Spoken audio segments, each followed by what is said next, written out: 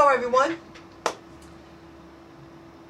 For a long time I planned on recording a video describing the journey that I needed to take to get where I am today, and how that also included getting into debt, deep debt.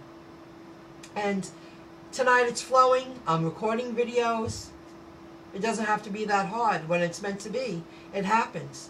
I've watched many videos today about how people, different kind of people, got into debt. And everyone has their story, their reasoning. I mean, life is busy. It's hard to stay afloat. You work. You're still getting into debt. The way I got into debt, I put myself there. About 13 years ago, I had a vision. I knew I would use the internet to create financial stability, generate daily residual income eventually. I just found it fascinating. It goes so much more deeper than what you just see just browsing around. And I said, someday I'm going to have my own business. But then it turned into someday I have a plan A, B, C, D, E if I ever lost a job. That's what it turned into. I'm so happy I did it. Because I could say right now, if I lost my job, I still earn income tomorrow. Using the web and all the other things that are linked to it. Which, another video, I'll get into that. But I'm here to share with you my journey on how I got into debt.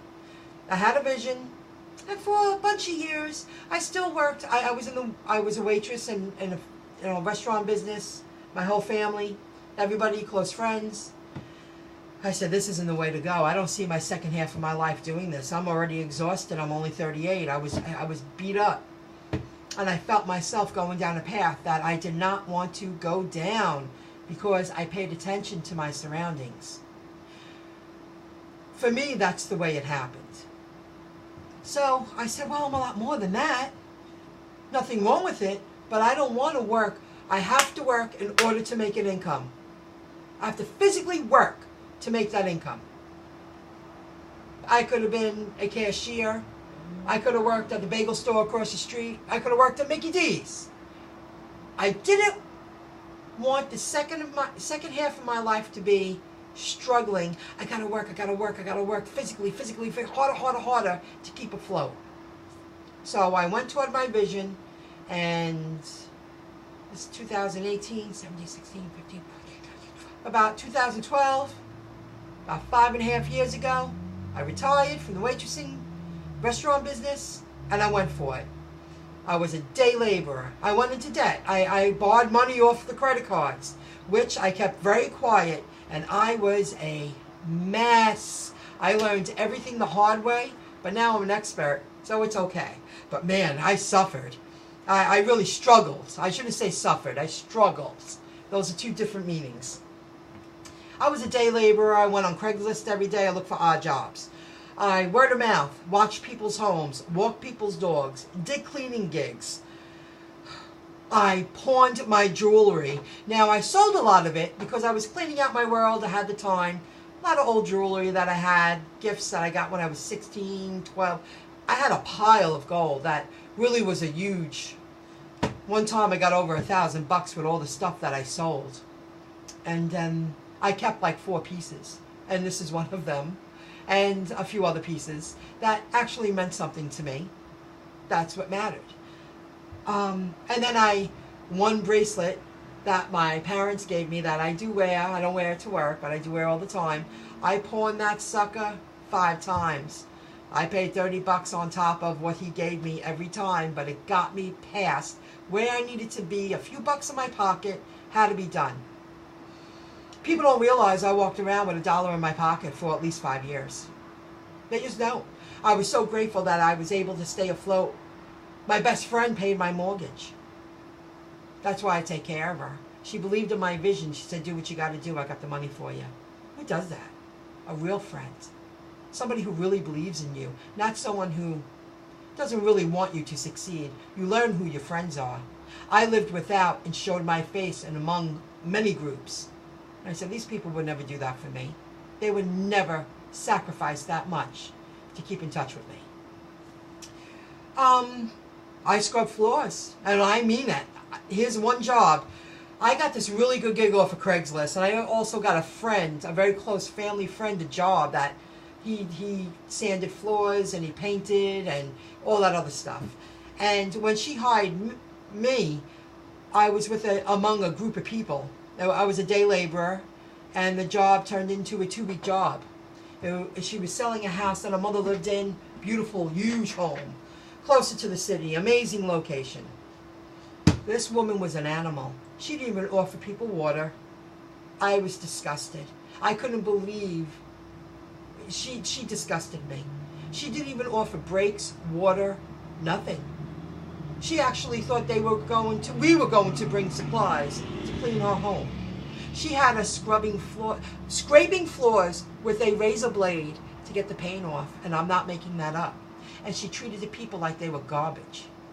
And I bit my tongue, oh man, until I got that money in my hand. Every day she paid us, at the end of the day. I think it went on for 9 days. Made me sick. The second day, that week I actually had like $6 in my pocket, and it was hot as summer. It was killer job. Backbreaking work. I would never take a chance like that at the age I am now. But I was still very young then. At 40, I was still young. At 43, I still felt like I was 30. I remember buying a bunch of grapes they were on sale across the street and freezing them and bringing a cooler of bottled water. That was 2 things I could afford. I bought bottled water and grapes. And these people were so thankful, these day laborers, because this woman didn't even offer them water. It was disgusting. And then I'm the one who finally said, well, we're taking a break now. We'll be back in 20 minutes. Once a day. And it killed her. Disgusting. Some people are just unbelievable. Oh, God. But then there are some people who, Michelle, you're looking for work. I need someone to watch my home.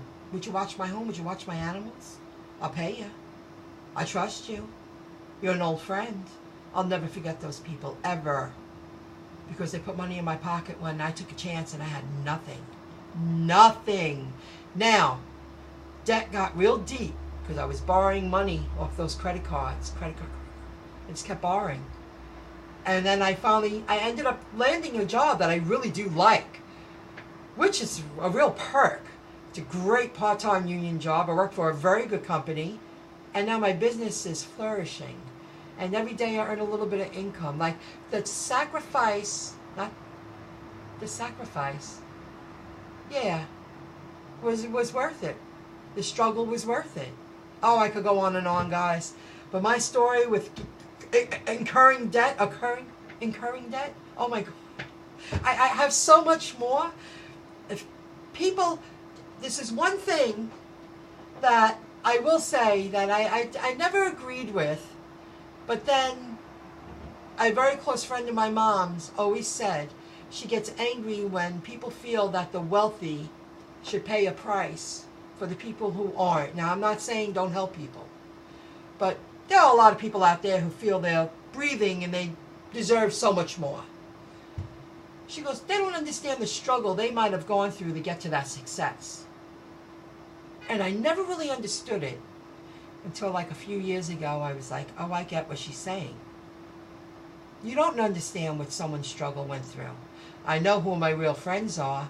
I'm very skeptical of people now because they have no idea what I went through just to stay in the game, stay in the group. And I say, oh, forget it. I don't want anything to do with you. Jeez.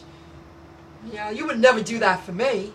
She was right. You don't understand the person's struggle, what they sacrificed to get that, to reach that kind of success.